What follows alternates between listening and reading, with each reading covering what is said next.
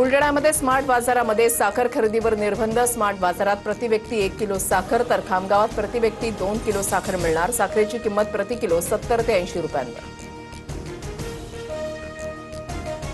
केंद्राकडून अनेक वर्षांनंतर गव्हाच्या निर्यातीवरील बंदी मागे। शेतकरी आणि व्यापाऱ्यांना मोठा दिलासा। सरकारनं गहू, मैदा आणि रव्याच्या निर्यातीवरील बंदी तातडीनं उठवली।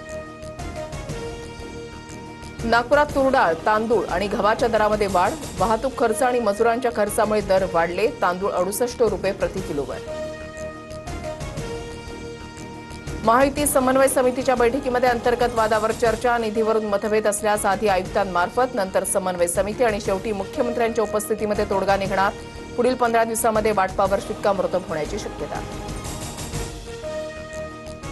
एका वर्षाच्या कामगिरीवरच पुढील निधी दिला जाणार। मुंबई भाजपा अध्यक्ष अमित साटम यांचा नगरसेवकांना इशारा।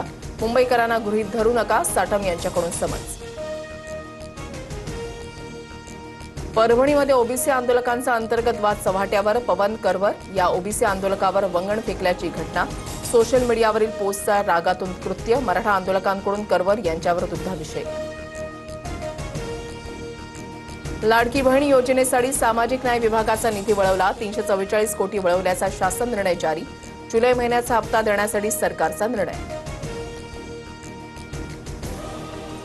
मुंबईमध्ये पुरेसा पाणीसाठा, मात्र तूर्त पाणी कपात कायम। मुंबईला पाणी पुरवठा करणाऱ्या धरणांमध्ये 95.53% पाणीसाठा।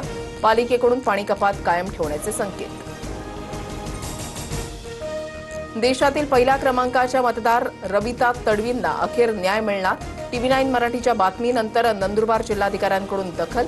तडवींना घरकुल योजनेचा लाभ मिळणार। पुण्याच्या भोरमध्ये तरुणाकडून अल्पवयीन मुलीचा विनयभंग। भोर पोलीस ठाण्यामध्ये पॉक्सो अंतर्गत गुन्हा दाखल। आरोपीनं जीव मारण्याची धमकी देत बळजबरी केल्याचा आरोप।